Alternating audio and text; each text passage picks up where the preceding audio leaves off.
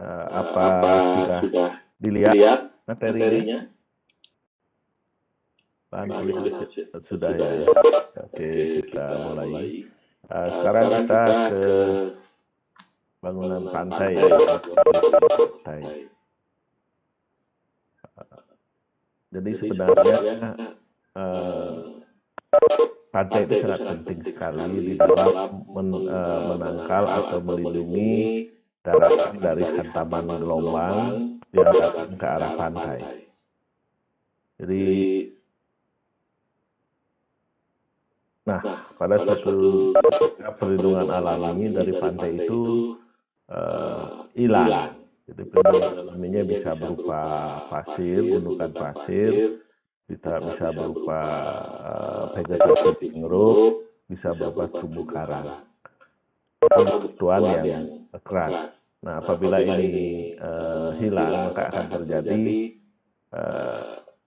erosi. Erosi pantai dapat merugikan sangat besar karena rusaknya kawasan pemukiman dan fasilitas di daerah tersebut. Karena beberapa pantai berkembang menjadi kawasan pemukiman, kawasan pariwisata dan sebagainya, maka apabila mengalami kerusakan, itu bangunan-bangunan tersebut atau fasilitas tersebut menjadi terancam dan bisa tenggelam.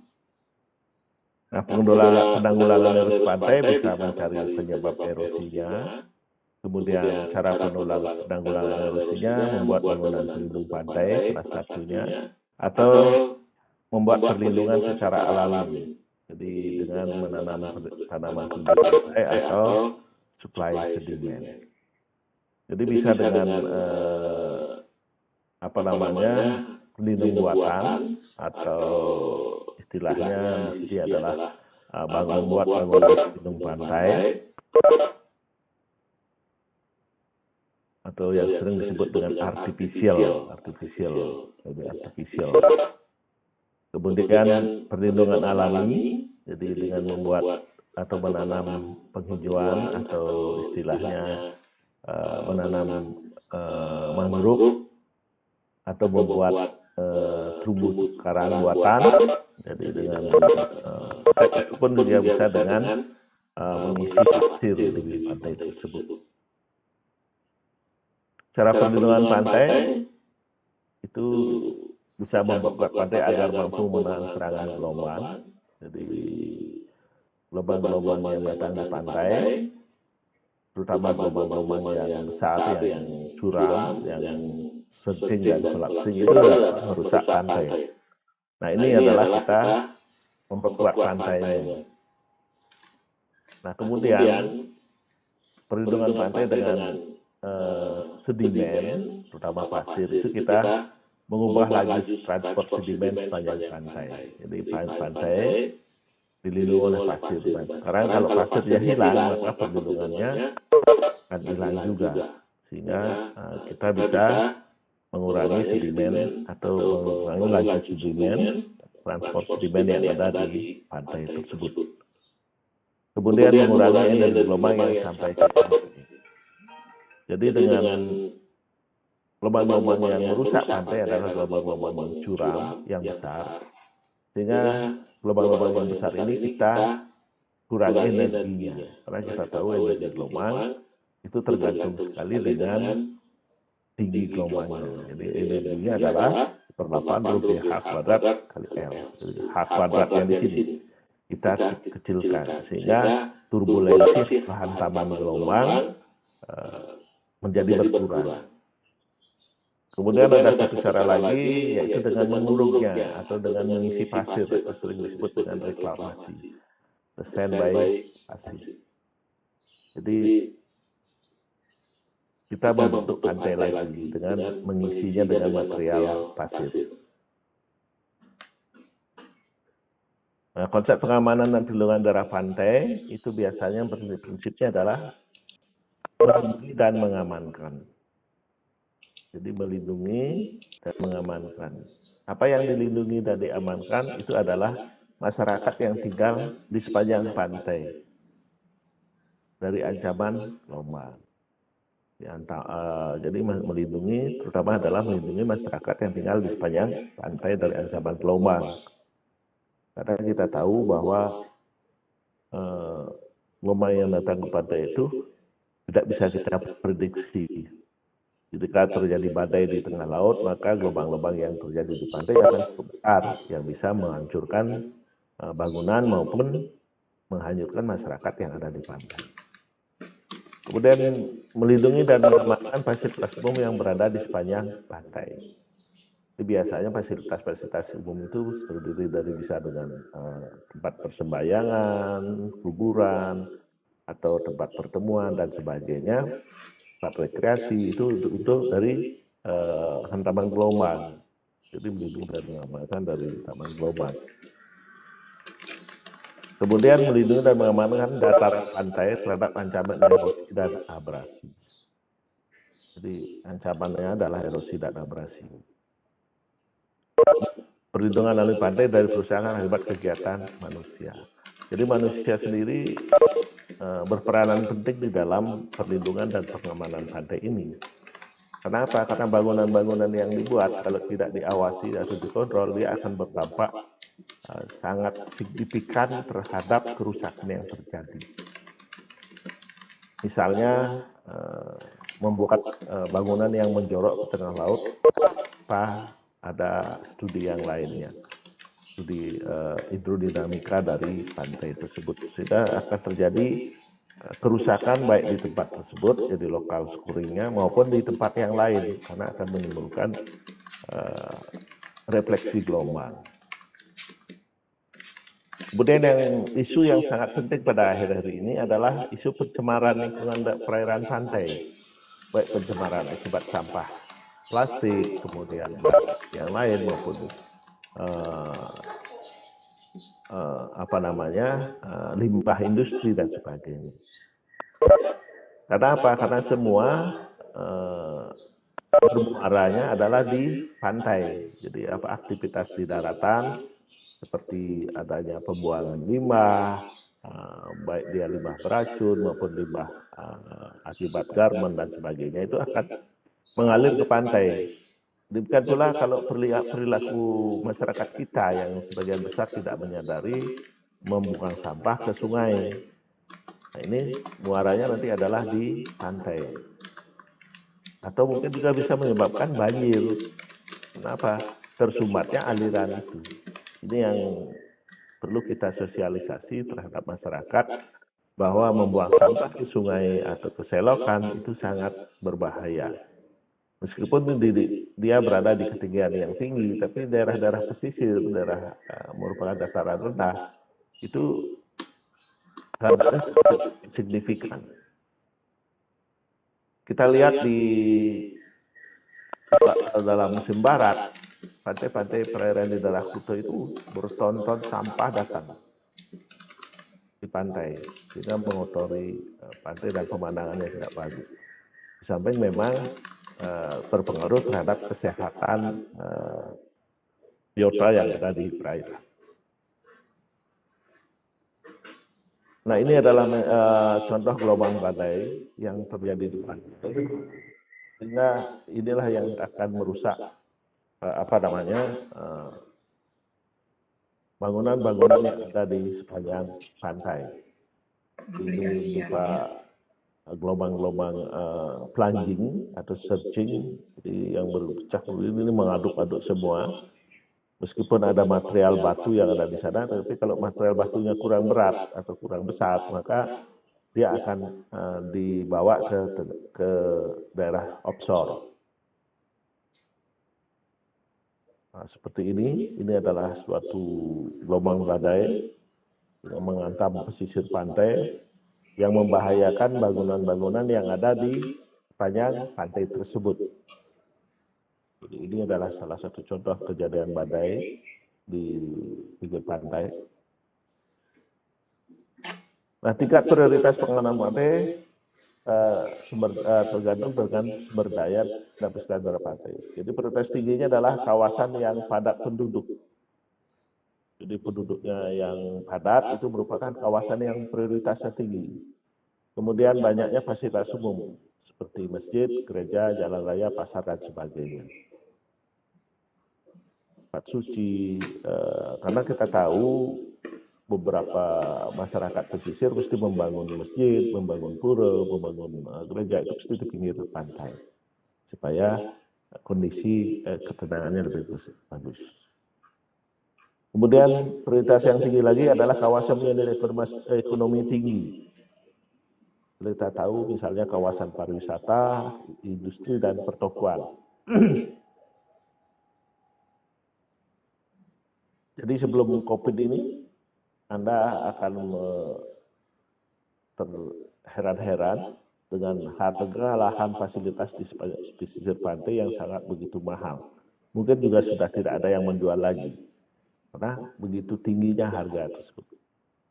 Sedangkan prioritas rendah, misalnya dia masih dalam kawasan kosong, perkebunan, persawahan, dan sebagainya, sumber material, bukit pasir, dan hutan, mendapat perlindungan tingkat perlindungan yang rendah. Jadi ada prioritasnya. Kenapa? Karena kalau kita membangun seluruh panjang pantai itu dengan bangunan pantai, perlindungan pantai itu sangat mahal sekali karena bangunan pantai sangat mahal. Kenapa mahal? Karena dia harus kokoh, kuat, dan berada di kedalaman tertentu supaya tidak terkena scoring istilahnya. Jadi erosi di fondasinya. Nah, perlindungan pantai secara umum itu ada perlindungan alami dan perlindungan buatan. Perlindungan alami seperti yang sudah saya jelaskan itu adalah dengan pengisian pasir, sand management atau sering disebut dengan reklamasi. Kemudian ada dengan penanaman hutan bakau dan mangrove, jadi penghijauan pada daerah-daerah pantai yang berlumpur. Itu sering dilakukan penanaman bakau dengan menanam buah-buah bakau yang ada, atau mungkin juga dengan menanam yang bakau-bakau yang sudah disemaikan. Kemudian terumbu karang. Nah, terumbu karang ini sangat sensitif terhadap perubahan lingkungan, karena dia mempunyai persyaratan hidup yang sangat ketat, baik kejernihan, tingkat salinitas, kondisi arus, dan sebagainya. Sehingga ada beberapa sekarang sudah dilakukan penanaman terumbu karang secara buatan di beberapa tempat. Itu adalah perlindungan alami secara atau perlindungan pantai secara alami. Kemudian perlindungan pantai secara buatan itu adalah dengan perkuatan tebing. Perkuatan tebing ini artinya adalah kita melindungi pantai dari hantaman gelombang. Itu dengan membuat revetment, jadi bangunan-bangunan pinggir pantai itu yang garis pantai itu diperkuat. Kemudian kalau misalnya dia agak ke laut, maka dia dibuat seawall atau dinding pantai. Seawall atau dinding pantai. Jadi ada ke tengah laut sedikit, kemudian diadakan urugan dan memperluas pantainya. Kemudian ada dengan cara growth matras, jadi dengan tumpukan-tumpukan karung pasir. Jadi karung-karung yang kuat, karung sintetis, diisi di dalamnya dengan pasir. Kemudian dengan perlindungan buatan, yang lain adalah dengan cara menahan transport sedimen sepanjang pantai. Jadi kita menghindari hilangnya sedimen pasir di pantai, terutama adalah daerah-daerah kawasan pariwisata dan pariwisata. Itu dengan membangun yang disebut dengan groin. Groin ini adalah bangunan yang tegak lurus dengan garis pantai. Jadi dia bisa berupa tumpukan batu, bus beton, atau blok beton.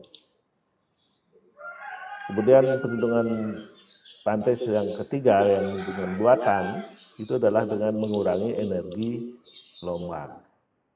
Jadi gelombang-gelombang yang besar kita pecahkan di daerah offshore, di daerah dalam laut. Kemudian kita hanya meneruskan gelombang-gelombang yang kecil. Itu adalah dengan bangunan pemecah gelombang. Biasanya untuk kawasan pariwisata, pemecah gelombang ini biasanya pemecah gelombang yang di bawah permukaan air.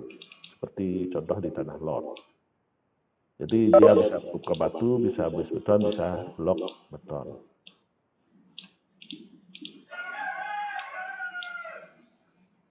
Nah, perlindungan pantai,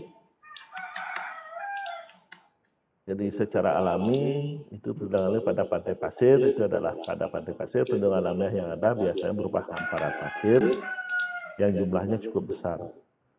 Dan pada area yang cukup luas pada kawasan ini biasa terdapat gunung pasir atau sand dune. Jika Anda berwisata atau mungkin pernah pergi ke Jogja, sempatkan diri ke pantai selatan, jadi di daerah Kulon Pantai Parangtritis itu banyak gunung-gunungan pasir. Sehingga itulah yang merupakan perlindungan alami dari pantai yang ada.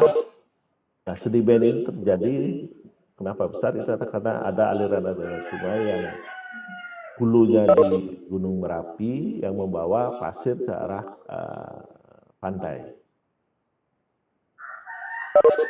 Mekanismenya adalah gelombang yang datang ke tepi pantai akan pecah di pantai berpasir, jadi dia akan berturbulensi dan tenaganya sebagian hilang karena turbulensi dan sebagian yang lain dipergunakan untuk menggerakkan air ke longsor current dan mengangkut pasir menyusur ke pantai. Bila mana gelombang sangat besar, angkutan pasir akan bertambah besar dan pasir yang diangkut jumlahnya kurang, maka arus menyusur pantai tersebut akan mengambil pasir di cadangan pasir yang ada, yaitu bukit pasir tadi.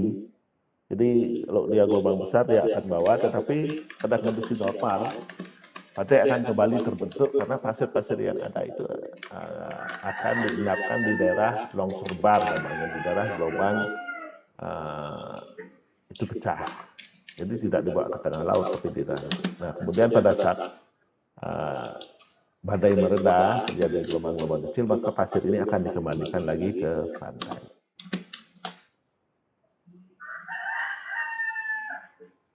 Nah, sebagian pasir yang terangkut menyusur pantai ada jalan pasir yang hilang, terangkut ke tengah laut. Hilang ke tengah laut itu karena adanya angkutan tegak lurus pantai. Hilangan pasir ini biasanya diganti oleh sungai sedimen dari daerah aliran sungai atau das. Jadi sungai-sungai itu kalau dia sungainya masih aktif membawa pasir, maka dia akan muaranya akan dibawa ke pantai.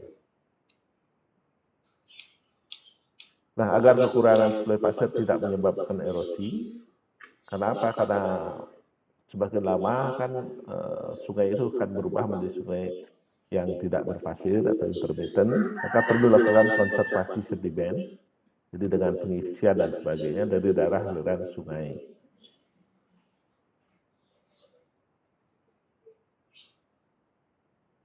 Nah, mekanismenya seperti ini, jadi ada perlindungan penuh pantai.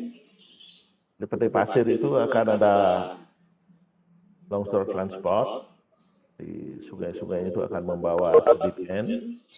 Nah, kemudian sedimen ini akan diendapkan di daerah pantai. Nah, apabila gelombangnya besar, maka sand dune yang tadi, gunung-gunungan atau gubuk pasir tadi akan dihantam oleh gelombang sehingga dia akan mengalami erosi dan dipindahkan pada daerah gelombang pecah atau longsor bar istilahnya. Nah, kalau kita lihat seperti ini gunungannya. Jadi sand dune pantai berpasir, jadi gelombang itu pecah mengaduk-aduk pasir, jadi ada gunungan pasir. Kemudian kalau kita lihat setelah badai, nah kenapa saya ambil dengan ada foto, Anda bandingkan. Jadi sand dune yang ada itu jauh tinggi sekali. Kalau kita lihat dengan skala dengan manusia yang ada di sana, gunungan pasir ini bisa sampai 2-3 meter tingginya. Nah, inilah yang melindungi pantai dari hantaman gelombang besar. Nah, apabila badainya sudah berkurang, pasir-pasir yang sudah terkikis tadi yang dibawa oleh gelombang itu akan dikembalikan ke pantai. Ini kebetulan momennya sangat tepat sekali, ada orang mancing, kemudian ada gunungan pasir yang sangat tinggi. Jadi ini adalah gundukan pasir setelah adanya badai. Kemudian airnya surut, gelombang badainya meredah, sehingga ada hamparan pasir yang tersisa di sana. Jadi yang miring ini. Itu adalah contoh perlindungan pantai yang berpasir. Pada pantai lumpur sama saja, jadi hutan mangrove itu melindungi daratan dari akar-akarnya, karena akar-akarnya akan tumbuh, akar-akar napasnya. Tetapi pantai ini sangat riskan sekali, karena apa? Karena dia terjadi dari lumpur dan lempung, musuh-musuh yang ada. Kemudian hutan pantai seperti mangrove punya akar dan batang yang cukup rapat sehingga mampu meredam gelombang atau menghambat aliran air dan mampu memacu pertumbuhan pantai. Tempat ini juga sangat baik untuk berkembang biaknya kehidupan pantai. Jika ekosistem seperti hutan mangrove ini sangat diperlukan untuk kelestarian kehidupan pantai. Hutan mangrove punya persyaratan untuk dapat tumbuh dengan baik, di antaranya gelombang tidak begitu tinggi, tanah cukup hara atau lumpur, dan tersedia air tawar dari upland. Jadi ada sungai di sana, jadi ada muara sungai yang sehingga dia bisa hidup dengan ini. Jadi dia mempunyai buffer zone. Nah, ini sering mengalami kerusakan karena ada pemanfaatan untuk biasanya untuk tambak udang atau tambak ikan. Nah, mekanismenya seperti ini. Jadi ada mangrove, ini misalnya hutan mangrove, kemudian gelombang itu datang dan teredam akibat adanya akar-akar pohon ini, batang akarnya ini. Inilah yang meredam pada saat ada gelombang, sehingga terlindungi. Nah, kita lihat sekarang seperti ini mekanismenya. Jadi mangrove itu sangat rapat akarnya. Nah, disinilah ikan-ikan pada saat pasang dia berlindung di sini. Ada juga yang memijak. Kenapa? Ikan-ikan yang kecil, artinya dia memerlukan tempat berlindung. Meskipun predator yang besar, dia akan beranak atau memijak di sini di hutan-hutan mangrove. Seperti hiu itu biasanya dia ke daerah mangrove untuk melahirkan anaknya. Ini adalah contoh dari mekanisme perlindungan alami pada pantai lumpur. Nah, pada pantai karang sama saja, jadi dia terumbu karang dapat tumbuh dengan baik di perairan pantai yang relatif dangkal. Terumbu karang ini berkembang dan tumbuh bersama habitat lain dan membentuk suatu perlindungan alami pantai. Pada saat terjadi gelombang besar menuju pantai dan melewati kawasan terumbu karang yang relatif dangkal, maka gelombang akan pecah di sana karena dia tidak stabil lagi. Anda tahu bahwa kedalaman gelombang pecah itu adalah sekitar 0,78 dari tinggi gelombangnya. Nah, gelombang ini akan pecah di daerah terumbu karangnya, kemudian apabila ada gelombang-gelombang kecil akan diteruskan ke pantai. Terumbu karang selain dapat berfungsi sebagai pelindung kawasan pasisir, juga dapat berfungsi sebagai breeding nursery dan breeding ground. Di tempat memijah, tempat berlindung, tempat tumbuhnya bagi banyak spesies ikan lepas pantai maupun ikan karang. Jadi memang mangrove terumbu karang ini sebenarnya adalah karunia Tuhan untuk kita semua sebenarnya. Karena pelestariannya ini akan menjamin konsumsi ikan yang ada. Nah, disitulah tempatnya. Nah, beberapa tahun yang lalu masyarakat kita tidak peduli dengan ini. Di samping memang dimanfaatkan untuk kawasan pariwisata. Ini sangat penting sekali untuk perlindungan alami pantai ini berfungsi dengan baik dan tidak rusak. Maka masyarakat pantai harus melestarikannya dengan baik. Jadi ini perlu sosialisasi, baik kepada nelayan yang secara langsung berhubungan dengan laut, dengan terumbu karang ini, maupun dengan masyarakat umum. Sehingga perlu dilakukan suatu sosialisasi yang sangat besar, yang sangat intensif untuk ini. Nah, beberapa dekade ini sudah ada LSM atau lembaga swadaya masyarakat yang intens terhadap lingkungan terumbu karang ini. Terutama kita di Bali itu adalah sebagai objek pariwisata, tetapi harus diperhatikan pula bahwa daya dukungnya seberapa, daya dukung dari kawasan ini. Jangan sampai berlebihan sehingga merusak lingkungan. Nah, kejadian yang pernah direkrut dulu adalah di di Papua itu, karena banyaknya pengunjung membawa kapal-kapal yacht itu, sehingga dia membuang jangkar di bawah sehingga merusak dari kawasan itu. Ini yang perlu dilakukan pengawasan secara intensif. Ini adalah beberapa contoh. Ini ada di Bunaken, Sulawesi. Kemudian ini hutan mangrove di Pantai Nipah Panjang. Ini adalah Pedulungan di hutan mangrove. Nah, ini ada contoh dari pemanfaatan hutan mangrove sebagai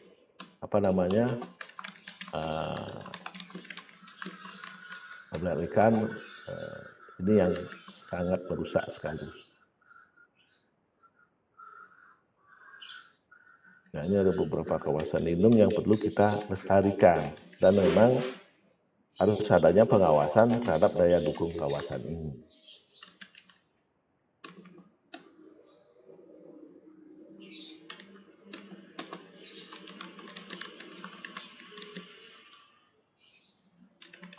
Nah, bagaimana kita usaha untuk mengatasi permasalahan pantai yang ada? Jadi yang pertama adalah mengaktifkan kembali perlindungan alami yang ada, seperti perlindungan pantai lumpur dengan mangrove-nya, pantai berpasir dengan sand dune-nya, pantai karang dengan terumbu karangnya, dan sebagainya. Kemudian lakukanlah dengan cara konservasi pohon pelindung pantai, jadi hutan pantai, jangan konservasi. Itu sekarang sudah dilakukan dengan diberlakukan rancangan undang-undang RZWP 3K, rencana zonasi wilayah pesisir dan pulau-pulau kecil, yang nantinya dipadukan dengan RUTR-nya, rencana umum tata ruang dari kawasan itu. Kita perlu pemetaan dan perlu pengawasan. Jika dia akan dibuatkan suatu peraturan daerah atau perda yang mengatur pada setiap provinsi.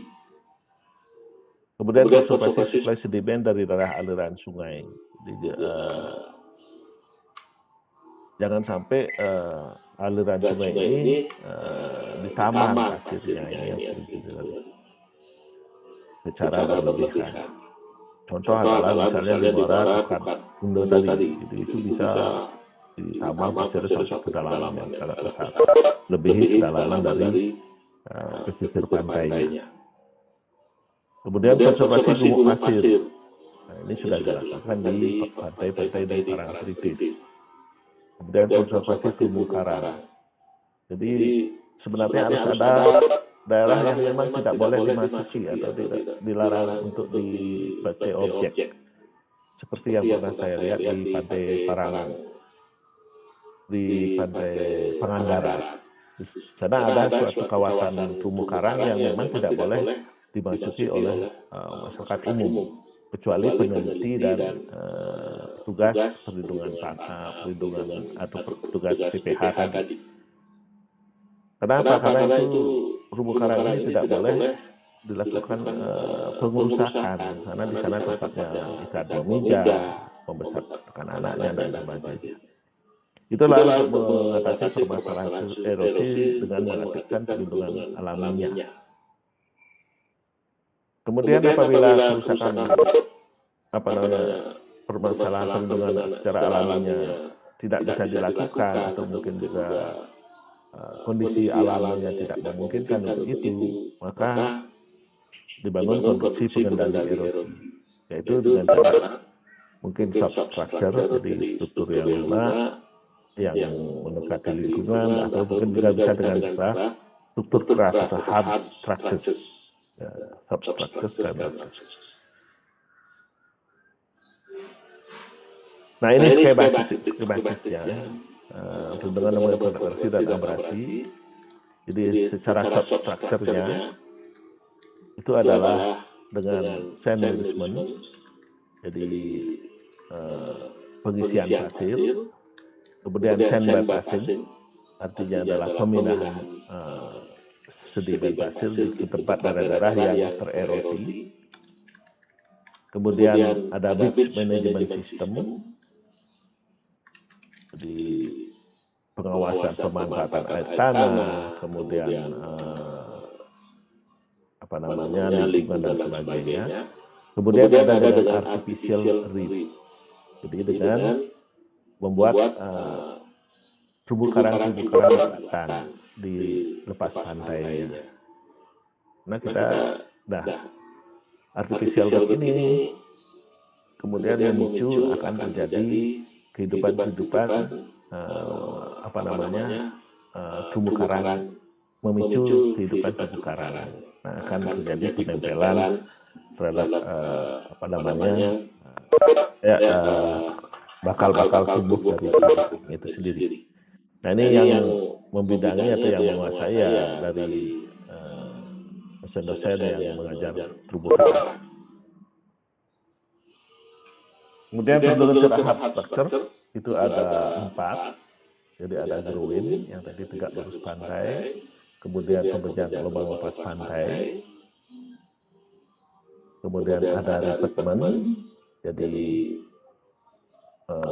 kuatan tebing dari sisi itu, kemudian ada seawall, tanggul laut atau tembok laut. Jadi ada beda, Anda lihat skematiknya, beda-bedanya. Ini adalah beberapa contoh dari bendungan pengelolaan pantai yang sudah dibangun. Jadi ada berupa perkuatan tebing, kemudian ada batu bebatuan. Kenapa batu? Karena di sini batu itu mempunyai celah-celah, rongga-rongga yang tentu saja nanti akan meredam sebagian energi gelombang yang datang ke pantai. Tidak terpantulkan seluruhnya. Karena kalau terpantulkan atau terrefleksi seluruhnya akan merusak pantai yang di seberangnya. Karena kita tahu bahwa gelombang itu terrefleksi. Jadi dia bisa mengalami yang disebut gelombang slaposis, 2 kali tinggi gelombang yang terjadi. Nah, ini adalah kalau ada sesangu di pantai Karang, di sana Anda akan lihat ada bangunan-bangunan ini. Jadi ada revetment, ada groin, ada pemecahan lepas pantai. Nah, tentu saja ini ada beberapa teorinya, tujuannya. Ini adalah mengurangi adanya sedimen transport ke arah pantai. Jadi pasir itu ditangkap di sana, tidak dibawa ke daerah lain. Dengan pemecahan gelombang ini mengharapkan terjadinya tumpukan pasir di belakangnya, baik dari pantai maupun dari belakang pemecah gelombang itu, sehingga sering disebut dengan tembulu dan nanti kita. Nah, ini ada beberapa skematiknya. Nah, ini daerah pantai di Sanur, kemudian di Nusa Dua juga ada. Nah, kita di Bali, laboratorium pantai itu sangat dekat sekali laboratorium alaminya. Itu Anda bisa lihat di Kuta, di Nusa Dua, di Sanur maupun di tempat lain. Jadi ada penanganan, banyak penanganan pantai yang ada.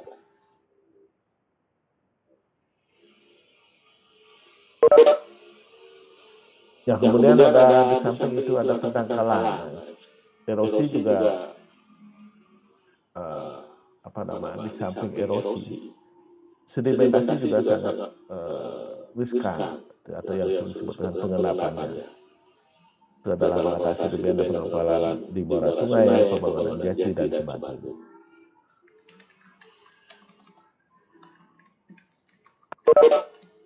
Nah, ini kalau kita lihat, jadi misalnya pengurukan di muara sungai itu sering terjadi pendangkalan. Kenapa dikeruk? Karena akan mengakibatkan kalau tidak dikeruk terjadi penutupan dari muara sungai, penutupan muara sungai. Jadi riverboatnya tertutup, sehingga pada awal musim hujan aliran sungai besar, tetapi belum mampu mengalirkan sedimen ke laut, itu akan terjadi banjir genangan di daerah pesisir. Banjir genangan di daerah pesisir. Makanya diperlukan pengerukan. Kemudian untuk melancarkan aliran sedimen sebenarnya dibuatlah jetty istilahnya. Jadi seperti bangunan groin, tetapi dia fungsinya berbeda. Jadi dibuat di muara, kemudian untuk mengalirkan atau melancarkan aliran sedimen ke laut. Itu biasanya dialirkan di gelombang sebelum pecah, jadi jauh ke tengah laut, supaya aliran sedimen tidak terendap di di mulut sungai itu sendiri. Kemudian ada yang disebut dengan pembangunan sistem fluidasi. Jadi pada secara periodik dibuat dihidupkan suatu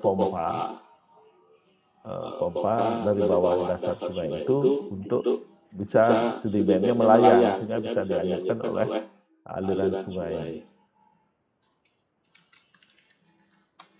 Kemudian dibuatkan juga ada dengan cara pemecah gelombang, pembangunan pemecah gelombang untuk menghindari terjadinya sedimen di kolam pelabuhan.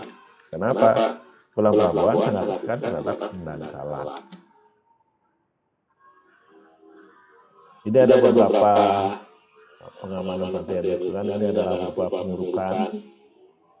Di pengurukan dan fase dialirkan ke daerah Kuari.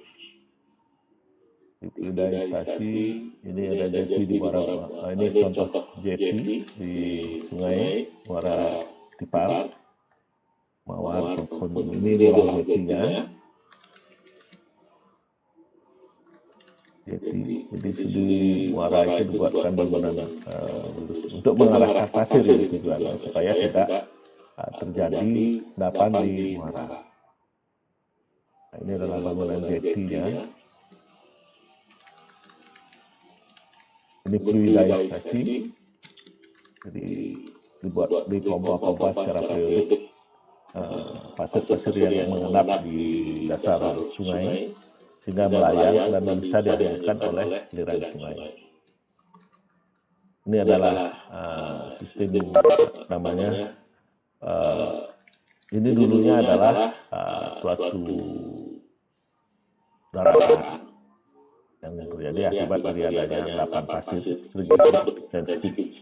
Kemudian terjadi untuk membuka kolam ini, maka dibuatkan sodetan di sini. Sodetan. Nah, ini kemudian terjadi sedimen. Nah, inilah tambahannya. Karena ini sehingga kolam ini berfungsi dengan baik untuk pelabuhan.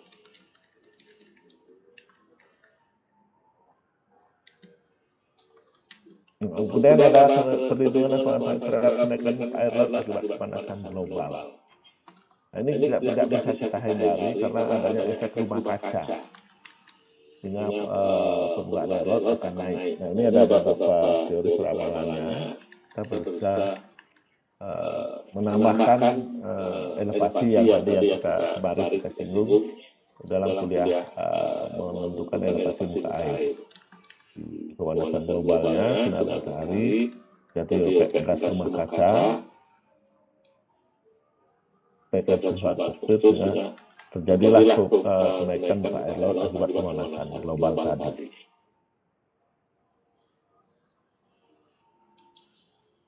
Inilah cara-cara kita menangani kenaikan muka air laut akibat dari pemanasan global tadi yang sering disebut dengan sea level rise. Jadi dengan penataan kawasan pesisir atau retreat, jadi menghindari lahan yang sangat rendah. Kemudian penyesuaian dengan kenaikan air yang terjadi itu dengan menambah tinggi dari elevasi bangunan tersebut. Kemudian proteksi atau perlindungan kawasan yang memiliki informasi nilai sejarah yang tinggi dengan membangun konstruksi pelindung atau tanggul laut. Ini ada beberapa retreat dan accommodation dengan protection. Jadi yang retreat penataan kawasan pesisir, jadi menghindari lahan yang sangat rendah. Ya, membangunnya kawasan pesisir itu di daerah yang sangat tinggi.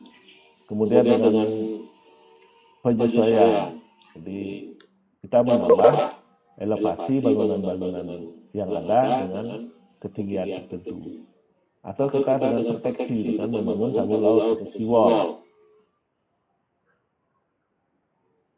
Kita bangun suatu dinding laut, nah, seperti kejadian di Pantai Utara Jakarta itu dibuat, rencananya akan dibuat tanggul laut, sehingga di samping memang untuk memproteksi, melindungi kawasan daratan juga dengan akan dibuatkannya adalah long storage atau dam, penampungan air tawar. Nah, kemudian ada pencemaran. Ya, pencemaran limbah perkotaan, pencemaran infrastruktur, pencemaran bahan bakar atau industri, pencemaran pada saat pembangunan atau reklamasi. Nah, ini beberapa caranya usaha untuk mengatasi dan menekan pencemaran lingkungan, itu dengan penataan kawasan industri, itu dengan melengkapi dengan instalasi pengolahan air limbah, kawasan dijauhkan dari pemukiman, wisata, wisata alam, dan sebagainya. Perbaikan lingkungan pemukiman dengan pembuatan MCK, penyediaan air bersih, penyediaan sistem sanitasi lingkungan. Ini usaha-usahanya. Kemudian program kali bersihnya, prokasisnya, itu era tahun 90-an, pemerintah kita gencar dengan mengatasi sungai-sungai yang ada, dengan melarang masyarakat membuang sampah maupun limbah, terutama adalah di Bali, kita tahu limbah karbonnya itu dibuang sembarangan. Kemudian program Pantai Lestari, jadi program wisata bersih, bandar indah, taman lestari dan sebagainya. Ini perilaku yang harus kita lakukan. Jadi penyediaan tempat sampah yang sesuai fungsinya, misalnya yang hijau dengan sampah organik, dengan yang merah sampah anorganik dan sebagainya. Jadi ini juga menyebabkan terjadi pencemaran lingkungan. Anda tahu di kawasan-kawasan pesisir yang dimanfaatkan pariwisata itu sangat riskan terhadap sampah ini. Sampah bertumpuk-tumpuk, sehingga perlu suatu penanganan, baik secara intensif oleh pengelola pariwisata itu sendiri maupun oleh perilaku masyarakat kita. Nah, ini ada beberapa contohnya dan sebagainya. Nah, kemudian ada lagi usaha terhadap masuknya air laut ke daratan.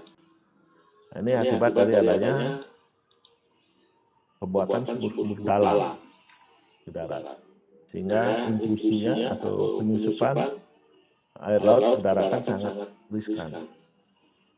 Nah, caranya adalah membuat sumur-sumur peresapan, seperti kita tahu di daerah Jakarta sedang dibuatkan program seperti itu. Nah, tentunya kita juga di Bali harusnya seperti itu, karena daerahnya sangat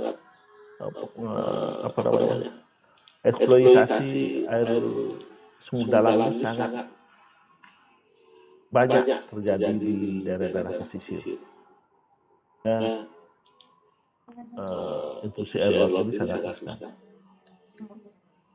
Jadi sumur dalam inilah yang penyebabnya sebenarnya intrusi air laut ke air tanah. Dan nantinya salah satunya adalah akan terjadi penurunan muka tanah samping bawah. Sehingga perlu kita menjaga keseimbangan air tanah dengan air lautnya. Jadi dengan membuat sumur-sumur resapan untuk mendorong air asin supaya tidak masuk ke daratan.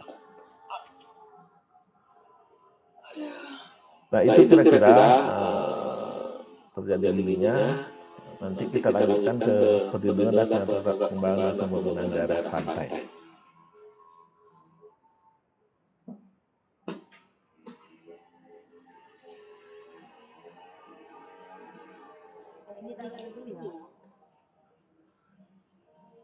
Yang lainnya nanti ada baca dulu, nanti kita diskusikan. Karena saya hanya dapat sebentar hari ini, karena ada keperluan yang lain. 9.30 tadi sebentar, saya ada acara. Saya agak bisa kuliah sampai jam ini. Sebelum saya akhiri ada yang diskusikan mengenai kerusakan pantai dan penanganan pantai. Silakan. Silakan dengan siapa saya, dengan Aldri. Ya, silakan Aldri. Jadi gini Pak, kan sebenarnya erosi dan abrasi itu dan juga kenaikan sea level itu kan pasti terjadi ya Pak. Jadi sebenarnya apakah semua pantai itu perlu dibuat bangunan pelindung pantai itu Pak? Soalnya kalau yang saya lihat sekarang kayaknya ada beberapa pantai yang udah ada pelindungnya, tapi ada juga yang belum gitu Pak. Pertanyaan yang baik sekali. Kalau kita lihat, seperti awal saya jelaskan bahwa perlindungan dan pengamanan pantai ini sangat mahal. Sehingga perlu ada segi prioritasnya. Ada skala prioritas tinggi, ada skala prioritas rendah. Nah tadi, kenapa? Karena memerlukan biaya yang sangat mahal. Sehingga perlu adanya skala prioritas tadi. Nah, pertimbangan skala prioritas itu tadi seperti yang saya jelaskan, itu adalah yang pertama persyaratannya adalah pemukiman yang padat.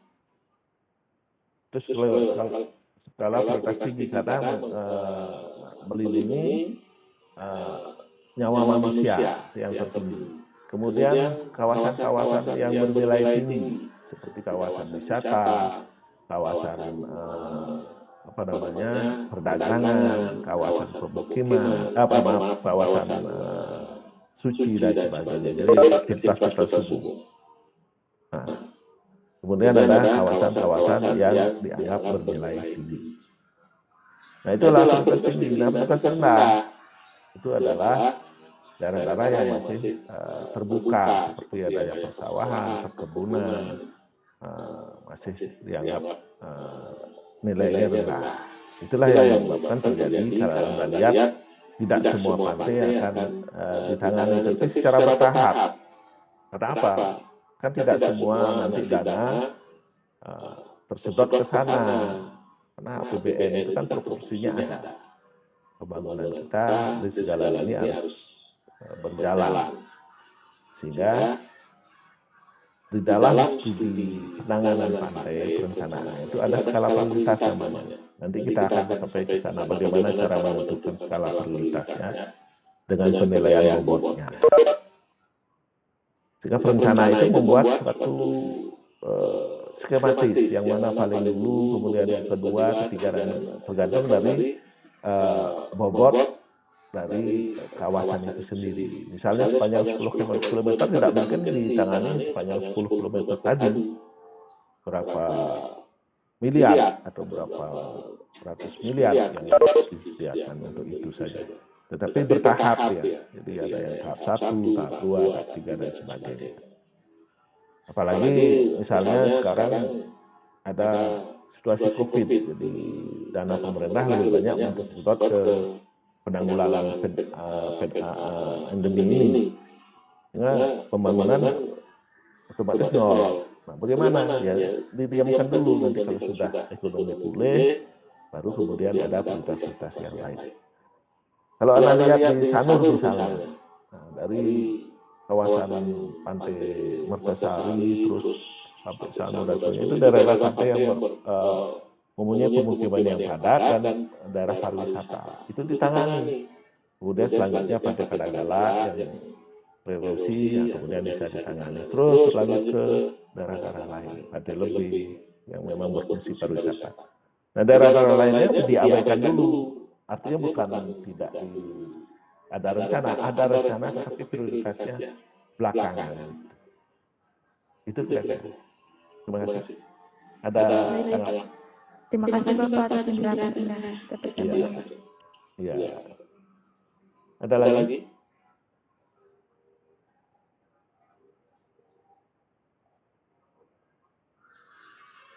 Kalau tidak ada, tolong nanti korbannya di sini. Korbannya adalah